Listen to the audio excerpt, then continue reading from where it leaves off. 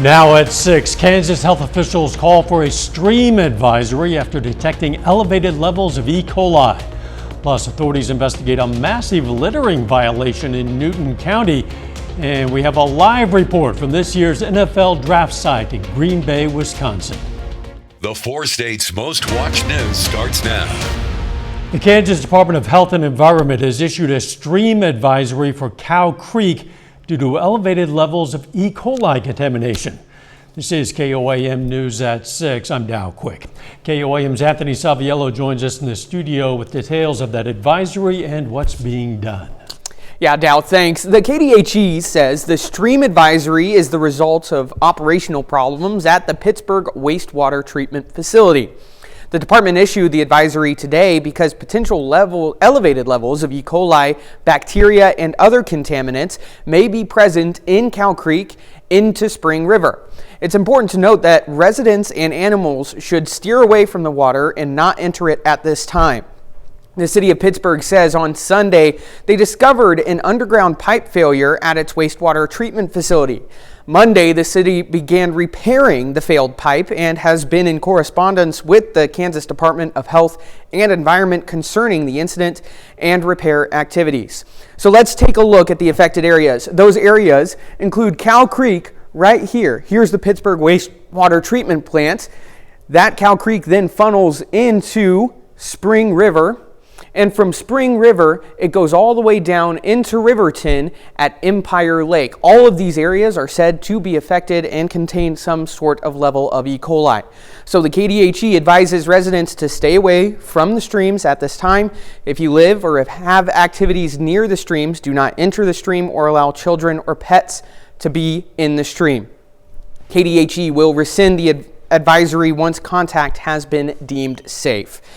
As of right now, the city of Pittsburgh says there's no exact time when the repair on the pipe will be complete. We will update you as soon as we know more information. Back to you, Dow. All right, we'll check back with you at 9 and 10. Anthony, thanks. Newton County authorities are trying to track down the source of this trash that inconvenienced some drivers on Iris Road this morning. The chief deputy says the eastbound lane was completely blocked with a massive amount of trash. Deputies were out helping to navigate the blockage. The chief deputy says they thought a waste management company's truck was the culprit, but based on GPS tracking, they determined that was not the case. It caused some problems with people going to work, early morning traffic, that kind of thing. The deputies were out just directing traffic, getting the school buses through and that. That trash is now cleaned up. Let's check in with Chief Meteorologist Doug Heddy for our first look at the weather. Well, and overall, it turned out to be a pretty good Thursday, but we've had scattered showers and thunderstorms popping up over the past couple hours. Thankfully, these have behaved. We've had a few stronger storms, some heavier downpours, some very small hail, but these have stayed below that severe limit. You can see these showers and thunderstorms lifting off toward the north and to the east. So especially on the Missouri and the Arkansas side, we're going to have these around over the next couple hours, and then they'll start to rotate out of here. A little bit heavier east of I-49, so you're looking from Neosho, picks up a bit just south of Cassville. Pretty good storm just south of Nevada, and this stretches all the way up I-49 through Carthage up toward Lamar. And again, we're going to see these kind of sticking around over the next couple hours, and then they'll pretty much push out of here. Big time severe weather again, central western Kansas down through the panhandles of Oklahoma and Texas. We have severe weather in the forecast. We'll talk about it here in a bit. All right, we'll catch you in a few. It's the 2025 NFL Draft, and Chiefs fans want to know what and who to expect coming to the Kingdom. One man who might be able to answer those questions is reporter Jacob Lenzendorf. Now, Jacob is the sports director from WKBT, our sister station in Wisconsin, and he joins us live from the event. Hello and happy draft day. It is Jacob Lenzendorf live from inside of Lambeau Field in Green Bay. Quite the setup here as we are inside the stadium in the suites area, taking in some of the action for tonight. But outside, just under an hour away from the start of the 2025 NFL Draft. And what a day it is. About 250,000 people expected to make their way to Green Bay over the 3-day event. And it's special because it's the first time it's in the state since 1940 when it took place in Milwaukee. Here on day one, excitement is high and fans from all over the country made their way to Wisconsin for the event. I even ran into one Chiefs fan who is actually from Oshkosh, which is about an hour away from here. And she, as many others, have been influenced by the great Taylor Swift, was ready to join via Chiefs Kingdom. It's been pretty cool. It's fun to see a lot of fans from different places all at once. Usually it's a lot of cheeseheads. So no, it's been a good experience so far. Go Chiefs! Woo! Slated to be the number 31 overall pick in the draft. So going to be a little bit of time unless they move up. So patience will be a key in this one. But the Chiefs are looking at a couple different positions from what I'm hearing for Patrick Mahomes on offense. First, the offensive line could use a little bit of help here as they lost a couple guys, and as well a receiver or two for number 15 for the Chiefs. And maybe on the defensive side, we're looking at defensive line. So we will keep our ears to the ground here in Green Bay. But lots of fun stuff expected over the 3-day event. Lots of Chiefs Kingdoms fans here. So for signing off here from Green Bay, Jay Lensdorf, KOAM News. All right, Jacob, I envy you being at the draft site tonight. Have fun, and thanks for that report. Joplin High School's Constitution team took first place at the state competition and got recognized in a big way because of it now. The president of the Missouri Bar Association, Shelley Dreyer, visited the school to congratulate the students in person. It's important that all Americans have a civic education and understand the basic principles of the Constitution, because that is the basis of our democracy. To see these students having such a wealth of knowledge about the Constitution is so refreshing. She also made it clear during her visit that the spotlight should be on the students and their incredible achievement. We agree. The Bulldogs have as much bite as they do bark this year on the baseball diamond. John Dale's going to have highlights from Carl Junction versus Hillcrest coming up in sports. But up first, the Carthage Chamber of Commerce hosts an event that puts the men into mentorship. The Carthage Chamber of Commerce today hosted an inaugural men's leadership breakfast at the YMCA Youth Activity Center in Carthage. As KOAM's Lonnie Walton explains, the event highlighted conversations about mentorship, education, and networking. I talked to several participants of this event, and they say events like this are great for those who want to lead. A strength and a peace to be able to step out and do these things. Derek Manifold is a successful business owner of Make Believe Coffee Shop in Carthage.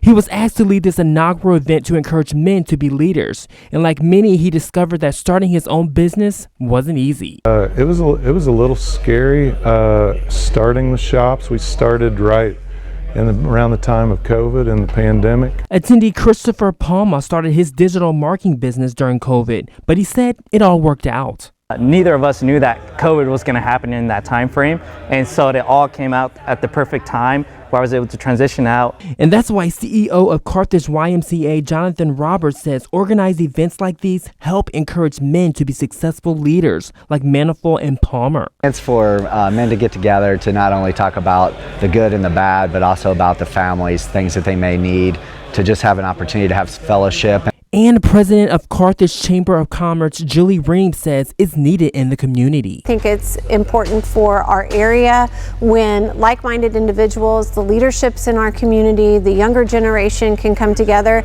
and learn from those that are seasoned in the workforce. With that said, all these men we spoke to attribute their success to their faith. We do like to make sure that the Christianity is a strong emphasis. Yeah. That's how you know it's God. Without him, I'm really not able to be anything or do anything. Reporting in Carthage, I'm Lonnie Walton, KOAM News. Now, if you happened to miss this event, you should know the organizer tells us there will be more events throughout the year. A little later, the Royals take on the Rockies in an afternoon doubleheader. John has details coming up in sports. And we are taking on some more thunderstorms this evening and over the next few days. We're going to look at that coming up. Well, it definitely turned out to be a pretty nice Thursday once again. Temps well above normal, mid to upper 70s to near 80 degrees. But the clouds thickened during the afternoon, scattered showers and a few thunderstorms popped up late this afternoon into the evening hours. You can see the roads are wet. We're looking at our Cornell Arts and Entertainment Complex tower cam. downtown Joplin. Thankfully, none of these have been too strong or severe, but still moderate to strong thunderstorms, heavy amounts of rain. We've had some very small hail. You can see these lifting north and east at a pretty good clip. Kansas, Oklahoma, you guys have been mainly dry. Let's go ahead and zoom in just a bit. So if we look from I-49 east, eastern parts of Newton County into Berry County, a little beefier just south of Mount Vernon. These are lifting northeast towards Springfield. Let's track a little bit farther toward the north. A couple little guys popping up near Pittsburgh, mainly east of Joplin, up I-49. These will continue into central parts of Missouri as well. But the bigger guys, they're out west of Wichita, down through the panhandles of Oklahoma and Texas. We want to see what develops because a cluster or two may try to get in here late tonight into Friday morning. Temperatures with the rain, 60s. Without the rain, you guys are sitting into the 70s. Kind of a dark sky. 7th and range line, 68 southerly winds. We haven't had much in the way of winds at all throughout this week. We kind of slide slowly back through the 60s. We'll cap it right around 60 degrees later on tonight. So we keep getting these weak waves which are pushing through. We don't have any big storm systems, but you can see these little ripples in the upper level flow, and that's enough to give us showers and thunderstorms, and those chances stick around. Let's look at it. Showers and thunderstorms out there now, gone. But again, here's late tonight, 3-4 a.m. A couple clusters may try to get in. So we'll start the day with some scattered showers and thunderstorms. May get a few additional guys as our cold front slides through, but most of the day dry, sitting into the mid 70s. Tomorrow night's fine. Let's go into Saturday. Scattered thunderstorms pop up again late morning, early afternoon. Some of these guys could be a little beefier Saturday evening into Saturday night as a warm front starts to shift through, but I really think most of those will stay below severe limits. 69 by noon on your Friday, high temp, 77 degrees. Let's go into early next week. Higher threshold or a higher threat for severe weather, kind of starting out through central Kansas on Friday, on Monday, not on Friday, on Monday, and then shifting south on Tuesday. So let's get a little better look. I think Monday mainly dry, but as we get into Monday afternoon, Monday evening, especially after about 6 or 7 p.m., thunderstorms will start to erupt and then push south and east into the region late Monday, Monday night into Tuesday morning. So just keep that in the back of your mind as that higher severe threat returns Monday and Tuesday. 77 on your Friday, near 70 Saturday, near 80 on Sunday. Should go into the 80s on Monday. Really, temperature is pretty good through the period, but somewhere in the viewing area, we have a chance for rain each and every day for the next week. Let's just hope that somewhere isn't one where and nobody One gets spot all every of day, it. yes. Yeah, thanks, Doug. Still ahead, Pitt State and Missouri Southern softball both get included in the NCAA regional rankings, and Carl Junction High School baseball tries to stretch its winning streak to 4 games. John Dales has those stories and more for us coming up next in sports. Carl Junction High School baseball is 13-6 so far this season, and the Bulldogs have a home game this afternoon, riding a 3-game winning streak. Hillcrest pays a visit to Carl Junction today. The Bulldogs are going for their 4th consecutive victory. Bottom of the first inning, Cooper Vidix gets all of this pitch. After a couple of bounces, that one rolls up against the wall in left center. He's got a stand-up double. Later in the inning, Brody Pants turns on one and rips it into left field. Vidix hustles around third, and with a head-first slide, he scores the first run of the game. Bulldogs jump out to a 2-0 lead in the first. Now in the second, 1 out, couple runners on for Hillcrest, but this one hopper to short turns into a 6-4-3 double play, and that ends the inning. Now in the third, CJ starting pitcher Chase Smith freezes the batter for his first strikeout of the contest. Carl Junction keeps Hillcrest's bats quiet. Bulldogs win it 4-1 for their 4th in a row. Meanwhile, in Kansas, we've got a CNC softball doubleheader between Riverton and Girard. First game goes into extras. Girard leads 11-10 in the 7th. We'll bring you highlights from both contests tonight at 9 and 10. And this week, the NCAA releases its first set of regional rankings for both softball and baseball. On the softball side, both of our local teams are included. After conference tournaments wrap up at the end of next week, the top 8 teams in each region will make the NCAA tournament. And in the Central region, Pittsburg State debuts as number 5. Missouri Southern is just on the outside looking in. Lions are ranked 9th. Now PSU and Southern will face each other in the final games of the regular season this weekend. The Central region rankings get released for baseball as well. However, you'll notice this list not numbered, rather alphabetical, so we know Pitt State is one of the top 10 teams in the region, but not exactly where they fall. Now these rankings will get updated with numbers next week. The college baseball season goes 1 week later than softball. Over to Major League Baseball, the Royals play a doubleheader against the Rockies after a rainout yesterday.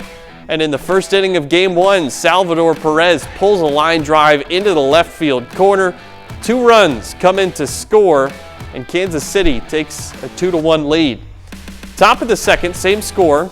This looks like trouble off the bat of Michael Toglia, but Drew Waters tracks it all the way and makes a leaping catch at the wall. Cole Reagans loves it. Waters puts his body on the line to make a great catch. Now in the bottom of the third, with the Royals trailing by 1, here's Waters coming through at the plate. He slaps a RBI single into center. That ties it at 4. Then in the bottom of the 5th, we're still tied. Bases loaded for Kyle Isbell, and he hits a hot shot off the glove of the first baseman, then into foul territory. That's a fair ball, though, and 2 runs score on that play. Royals take the first game of the doubleheader over the Rockies. Final score 7-4. And the Royals look like they're about to finish off a series sweep of the Rockies. As we come on the air, they lead 5-1 in the 6th inning of Game 2. Salvi Perez has another 2 RBI double in this one. Starting pitcher Michael Lorenzen has 7 strikeouts. And it's a busy day across the sports world. As we already know, we got the NFL draft tonight. We've also got the Oklahoma City Thunder playing Game 3 of their first-round playoff series. Care to speculate on what the Chiefs might do tonight? I think they're going to take the best available player when they get there, but when you're picking towards the bottom, it's kind of hard to decide who's going to be there. And they're picking toward the bottom a lot lately, They aren't are. they? We'll be right back. Here's a look at what's coming up on KOAM News at 9 on Fox 14 tonight. We're going to check out plans for a new Route 66 monument in southwest Missouri. Plus, the latest rounds of federal cuts slashes a mental health program designed for farmers and ranchers. And Carl Junction kicks off its very first farmers market. Those stories, a lot more, of course. It's coming up tonight, KOAM News at 9 on Fox 14. An event at the Miami, Oklahoma Public Library got some young green thumbs kind of dirty today. Area kids learned how to make dish gardens.